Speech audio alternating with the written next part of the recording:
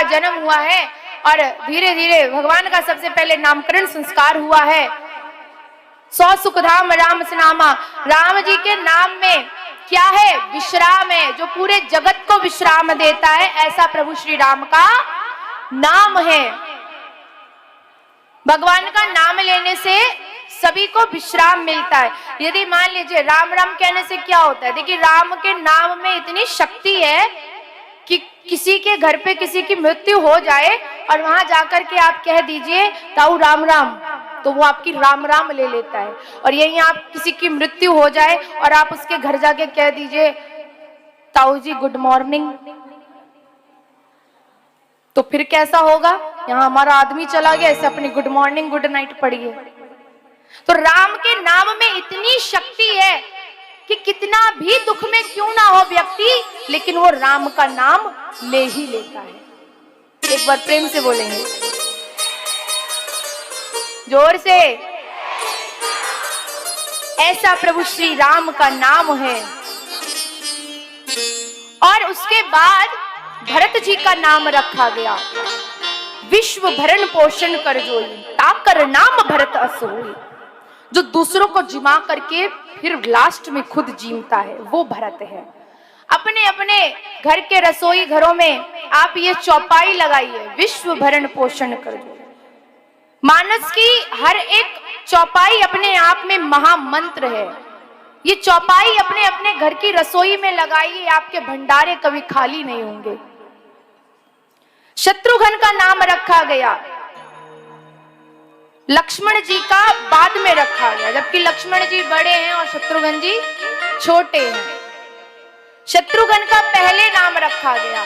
श्री राम जी ने बाहर के राक्षसों को मारा है, लेकिन श्री शत्रुघ्न जी महाराज ने अवध की हृदय में रहने वाली इस लोभ की पिटारी मंथरा को आघात पहुंचाया है, इस मंथरा को मारा है।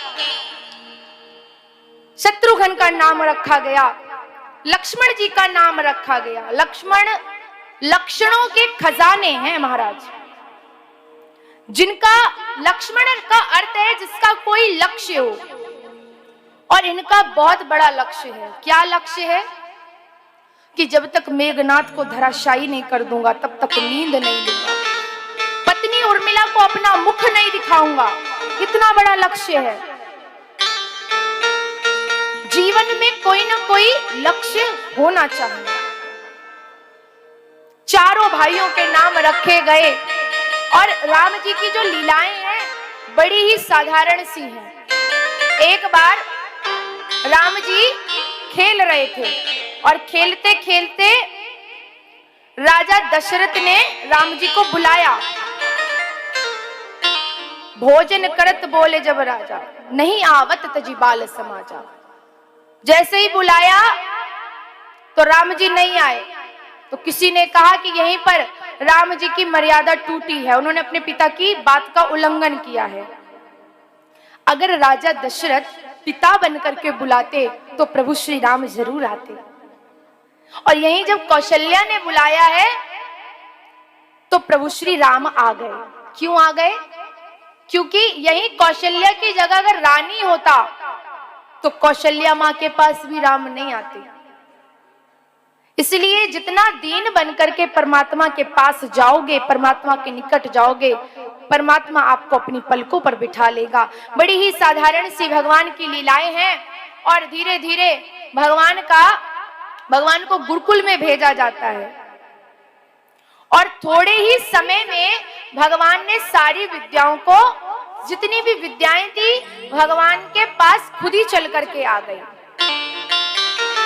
भगवान के पास खुद चल करके आ गई। उसका एक कारण था। प्रातः काल उठकर रघुनाथ मात पिता ही गुरु ना वही माता। सुबह सुबह उठ करके सबसे पहले माता पिता को वंदन प्रणाम करते हैं प्रभु श्री राम। अपने बच्चों को भी यही सिखाइए, सबसे पहले वंदन प्रणाम करें। इसके बाद जैसा कि हम सब जानते हैं कि प्रभु श्री राम जैसे ही राज्याभिषेक होने जा रहा था कि तुरंत वनवास हो जाता है। 14 वर्ष का वनवास भगवान को मिला है और भगवान ने 14 वर्ष का वनवास काटा है, वन में रहे हैं प्रभु श्री राम। और जिनकी वन में बहुत से भक्तों के साथ भेंट हुई है, माँ शबरी से भेंट हुई है, हनुमान जी महाराज से भेंट हुई, सुग्रीव जी से भेंट हुई, और सभी वानरों ने मिलकर के भगवान श्री राम की सहायता करी है। माता सीता का हरण हुआ है और माता सीता को रावण के चंगुल से छुटा करके प्रभु श्री राम अयोध्या लेकर के आए हैं। बोलिए श्री राघवेंद्र सरकार की। आइए अब हम चलते हैं चंद्र